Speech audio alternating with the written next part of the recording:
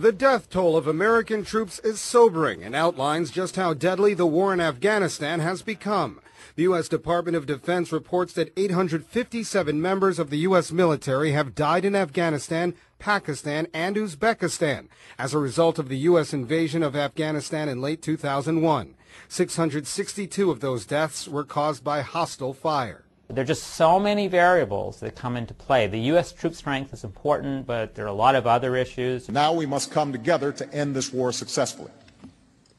For what's at stake is not simply a test of NATO's credibility. What's at stake is the security of our allies and the common security of the world. This month, President Obama announced the dispatch of an additional 30,000 troops to Afghanistan. Top officials say this is part of a strategy to try and decrease escalating violence from resilient pro-Taliban militants. NATO countries have pledged around 7,000 more troops. The insurgency is growing in strength, and the situation is worsening. And the hope is that the troop surge will curb that trend and reverse it.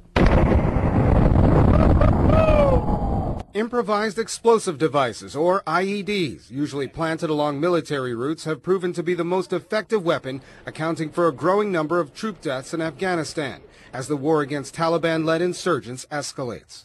They are also hard to detect and are inexpensive to make. Some of the newly deployed troops have already headed out to Afghanistan. Foreign policy analysts critical of federal spending are expressing concern over the cost of troop escalation, saying that the sustained deficit to fund the war is massive. To levels that are even higher than they were at the height of the Reagan buildup in real terms, and come up with another $10 billion in savings.